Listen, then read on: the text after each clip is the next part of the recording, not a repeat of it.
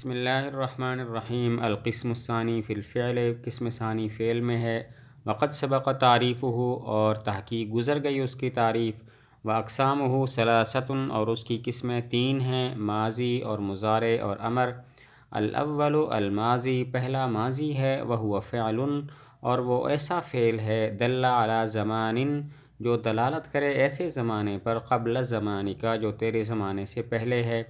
وہو مبنی علی الفتح، اور وہ مبنی بر فتح ہوتا ہے، ان لم یکن معہ ضمیر مرفوع متحرک، اگر اس کے ساتھ نہ ہو ضمیر مرفوع متحرک، ولا واو، اور نہ واو، جیسے ضربا، ومع الضمیر المرفوع المتحرک، اور ضمیر مرفوع متحرک کے ساتھ علی السکون، مبنی بر سکون ہوتا ہے، جیسے ضربت، وعلی الضم مع الواو، اور مبنی بر ضم ہوتا ہے واو کے ساتھ، جیسے ضربوا۔ فعل کی تین قسمیں ہیں، ماضی، مضارع، امر۔ ماضی وہ فعل ہے جو گزشتہ زمانے پر دلالت کرے۔ دیکھیں گے ماضی کے ساتھ ضمیر مرفوع متحرک ہے یا واو ہے یا کچھ بھی نہیں ہے۔ اگر اس کے ساتھ ضمیر مرفوع متحرک بھی نہ ہو اور واو بھی نہ ہو تو وہ ماضی مبنی بر فتح ہوتی ہے، جیسے ضربا، اور اگر اس کے ساتھ ضمیر مرفوع متحرک ہو تو مبنی بر سکون ہوتی ہے، جیسے ضربت، اور اگر اس ماضی کے ساتھ واو ہو تو وہ مبنی بر ضم ہوتی ہے، جیسے ضربوا۔ فعل کی تین قسمیں ہیں، ماضی، مضارع، امر۔ ماضی وہ فعل ہے جو گزشتہ زمانے پر دلالت کرے۔ دیکھیں گے ماضی کے ساتھ ضمیر مرفوع متحرک ہے، واو ہے یا کچھ بھی نہیں ہے۔ اگر ماضی کے ساتھ کچھ بھی نہ ہو، نہ ضمیر مرفوع متحرک اور نہ واو، تو وہ ماضی مبنی بر فتح ہوتی ہے، جیسے ضربا، اور اگر اس کے ساتھ ضمیر مرفوع متحرک ہو تو وہ ماضی مبنی بر سکون ہوتی ہے، جیسے ضربت، اور اگر اس ماضی کے ساتھ واو ہو تو پھر وہ مبنی بر ضم ہوتی ہے، جیسے ضربوا۔ والثانی المضارع، اور دوسرا مضارع ہے، وہو فعل، اور وہ ایسا فعل ہے، یشبہ الاسم، جو اسم کے مشابہ ہو، باحدی حروف اتینہ فی اولہ، اس کے شروع میں حروف اتینہ میں سے کسی ایک کے ساتھ، لفظاً فی اتفاق الحرکات والسکنات، حرکات و سکنات کے اتفاق میں، جیسے یضرب اور یستخرج، جیسے ضارب اور مستخرج، وفی دخول لام التاکید فی اولہما، اور ان کے شروع میں لام تاکید کے داخل ہونے میں، تقولو تم کہو گے، ان زیدن لیقوم، کما تقولو جیسا کہ تم کہو گے، ان زیدن لقائم، وفی تساویہما فی عدد الحروف، اور ان دونوں کے حروف کی تعداد میں برابر ہونے میں، ومعنن فی انہ، اور معنن اس بات میں کہ وہ مشترک ہوتا ہے، بین الحال والاستقبال، حال اور استقبال کے درمیان، اسم فاعل کی طرح، ولذالک سموہ مضارعا، اور اسی وجہ سے نحویوں نے اس کا نام رکھا مضارع۔ مضارع وہ فعل ہے جو شروع میں حروف اتینہ میں سے کسی ایک حرف کے ساتھ، کسی ایک حرف کی وجہ سے اسم کے مشابہ ہو، لفظاً بھی اور معناً بھی۔ مضارع وہ فعل ہے جو شروع میں حروف اتینہ میں سے کسی ایک حرف کے آنے کی وجہ سے اسم کے مشابہ ہو، لفظاً بھی اور معناً بھی۔ لفظاً مشابہت تین طرح ہے۔ نمبر ایک، حرکات و سکنات میں اتفاق ہو، جیسے یضرب اور ضارب، دونوں میں ایک ساکن ہے اور تین متحرک ہیں، اور یستخرج مستخرج، دونوں میں دو ساکن ہیں اور چار متحرک ہیں۔ نمبر دو، شروع میں لام تاکید ہو، جیسے ان زیدن لیقوم اور ان زیدن لقائم، اس میں لیقوم اور لقائم دونوں کے شروع میں لام تاکید ہے۔ نمبر تین، حروف کی تعداد میں برابر ہوں، جتنے حروف مضارع میں اتنے حروف اسم فاعل میں، جیسے ضارب اور یضرب میں۔ تو لفظاً مشابہت تین طرح ہوتی ہے۔ نمبر ایک، حرکات و سکنات میں اتفاق ہو، جیسے یضرب اور ضارب، دونوں میں ایک ساکن اور تین متحرک ہیں۔ یستخرج اور مستخرج، دونوں میں دو ساکن ہیں اور چار متحرک ہیں۔ اور نمبر دو، شروع میں لام تاکید ہو، جیسے ان زیدن لیقوم اور ان زیدن لقائم، دونوں میں لیقوم اور لقائم دونوں میں شروع میں لام تاکید ہے۔ اور نمبر تین، حروف کی تعداد میں برابر ہوں، جیسے یضرب اور ضارب، دونوں میں چار چار حرف ہیں۔ ومعنن، اور معنن اسم فاعل کے مشابہ ہو، اس طرح کہ جس طرح اسم فاعل حال اور استقبال دونوں پر دلالت کرتا ہے، مضارع بھی حال اور استقبال دونوں پر دلالت کرتا ہے۔ مضارع معنن اسم کے مشابہ اس طرح ہوتا ہے کہ جس طرح اسم فاعل حال اور استقبال پر دلالت کرتا ہے، اسی طرح فعل مضارع بھی حال اور استقبال پر دلالت کرتا ہے۔ ولذالک ایک وجہ تسمیہ مضارع کی وجہ تسمیہ بیان کی کہ مضارع کو مضارع اس لیے کہتے ہیں کہ یہ مضارعت سے ہے بمعنی مشابہت، یہ اسم فاعل کے مشابہ ہوتا ہے، اس لیے اس کو مضارع کہتے ہیں۔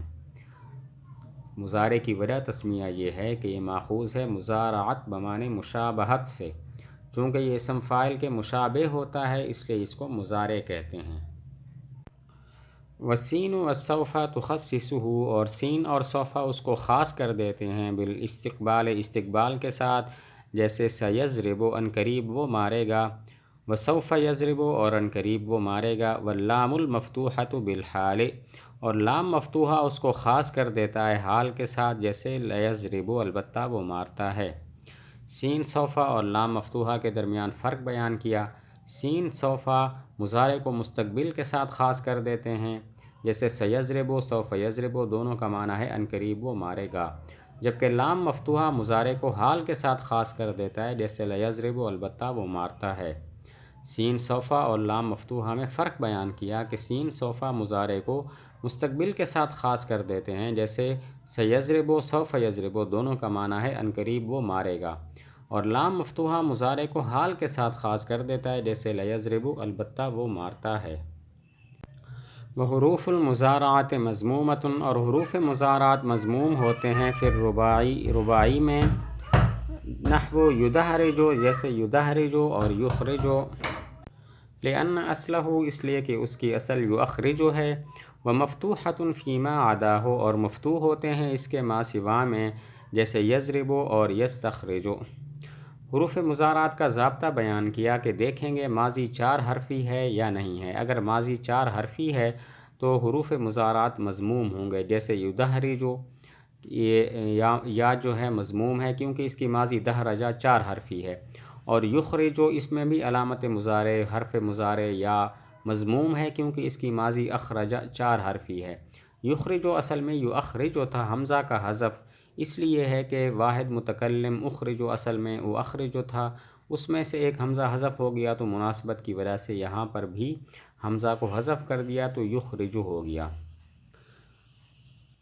حروف مضارعات کا ضابطہ بیان کیا، دیکھیں گے ماضی 4 حرفی ہے یا نہیں ہے۔ اگر ماضی 4 حرفی ہو تو حروف مضارعات مضموم ہوتے ہیں، جیسے یدحرج یا مضموم ہے کیونکہ ماضی دحرجہ 4 حرفی ہے، یخرج یہاں پر یا مضموم ہے کیونکہ ماضی اخرجہ 4 حرفی ہے، اور یخرج اصل میں یخرج تھا، حمزہ کو حذف کر دیا یخرج ہو گیا، اور حمزہ کا حذف اس وجہ سے ہے کہ واحد متکلم اخرج اصل میں اخرج تھا، وہاں پر ایک حمزے کا حذف ہے تو مناسبت کی وجہ سے یخرج وغیرہ میں بھی حمزہ کو حذف کر دیا۔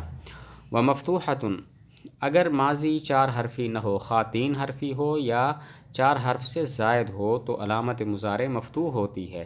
ماضی 3 حرفی ہو جیسے یضرب کہ اس کی ماضی ضربہ 3 حرفی ہے، اور 4 حرف سے زائد ہو یستخرج کہ اس کی ماضی استخرجہ 4 حرف سے زائد ہے۔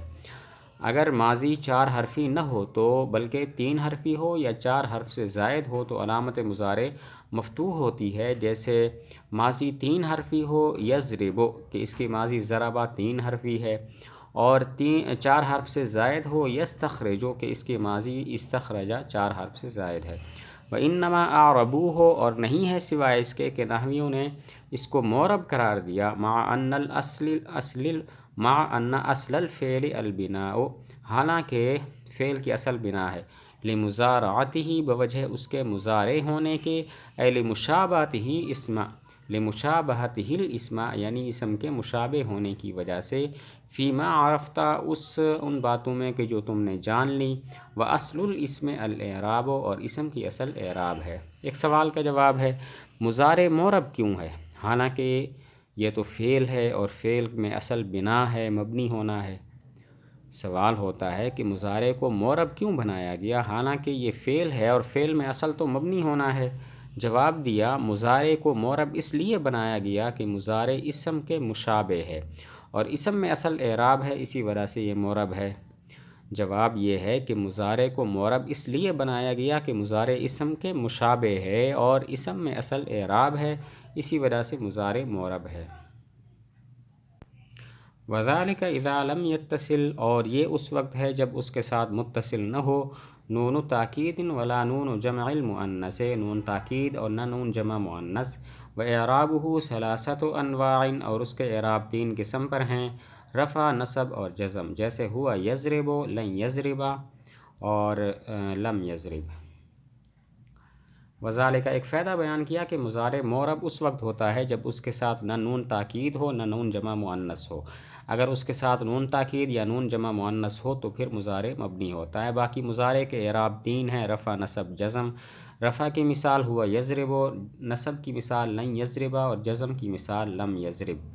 ایک فائدہ بیان کیا کہ مضارع معرب اس وقت ہوتا ہے جب اس کے ساتھ نہ نون تاکید ہو نہ نون جمع مؤنث ہو۔ اگر اس کے ساتھ نون تاکید یا نون جمع مؤنث ہو تو پھر مضارع مبنی ہوتا ہے، اور مضارع کا اعراب 3 قسم پر ہے، رفع، نصب، جزم۔ رفع کی مثال ہوا یضرب، نصب کی مثال لن یضربا اور جزم کی مثال لم یضرب۔